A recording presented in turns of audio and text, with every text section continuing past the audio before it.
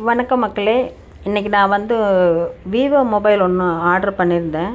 அது இப்போ தான் வந்துச்சு. அதுதான் குட் நியூஸ் சொல்கிறேன்னு மாயாவுக்கும் ஸ்ரீராம் தம்பிக்கும் சொல்லிக்கிட்டே இருந்தேன்.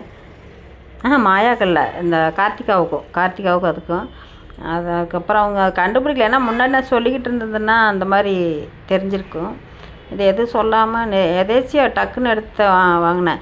ஏன்னா இந்த ஒன் ப்ளஸ் இன்னொரு மொபைல் இருக்கிற டிஸ்பிளே போனது. அது லைவ் போட்டால் கூடான்னு தெரியுது. கேமரா பால் விழுந்ததெல்லாம் போயிடுச்சா. அதனால் அது அதை ரிட்டன் எடுத்துக்கிட்டாங்க. அதை ரிட்டன் எடுத்துக்கிட்டு இந்த மொபைல் வந்துச்சு. ரிட்டன் 18,500 எடுத்துக்கிட்டாங்க. அதனால் இப்போ தான் பெங்களூர்லேருந்து அனுப்பிச்சி விட்டாங்க. சரி, இப்போ வந்த மாடல் 2 மாதம் ஆகுது. அந்த பேர் என்ன மாடல்னு கூட எனக்கு தெரியல. நான் அவர் ஓப்பன் பண்ணிட்டார். அதுக்கப்புறம் நான் மேலே போய் பாஸ்வேர்டு அதெல்லாம் மெயில் ஐடி சொல்கிறேன் அப்படின்னு சொன்னால் அப்போ சரின்ட்டார். அது ஓப்பன் பண்ணார். கொஞ்சம் சார்ஜ் போட்டு எல்லாம் பார்க்கணும் அப்படின்னாங்க. இந்த மொபைல் 41,000. இப்போ விவோ நான் வாங்கினது. பழசு 18,500 எடுத்துக்கிட்டாங்க.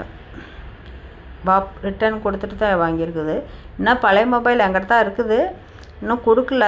அவங்க பெங்களூர் போகிறப்ப மறுபடியும் கொண்டு போய்க்கிறோம், அவங்ககிட்ட கொடுத்துட்றோம் அப்படின்னாங்க. சரின்னு விட்டாச்சு.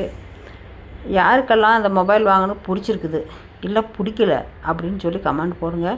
இது என்ன இதுன்னு தெரியல. வாட்டர் ப்ரூஃப் இருக்குது. அப்புறம் இன்னொன்று என்னென்னா, சூடாகாமல் இருக்கிறதுக்கு மொபைல் ஆன் பண்ணும்போதே கூலிங்கு ஏசி மாதிரி கூலிங் உள்ளே கொடுத்துருக்காங்க. அதற்குனால சூடு ஆகாதாம்மா. அது அவர் தான் சொன்னார். அது மட்டும், மற்றதெல்லாம் எதுவும் எனக்கு தெரியல. நல்லா இருக்கும்னாரு. மத்திக்கு விவோ தான் இப்போ ட்ரெண்டிங்கில் இருக்குது. நல்லாயிருக்கும்.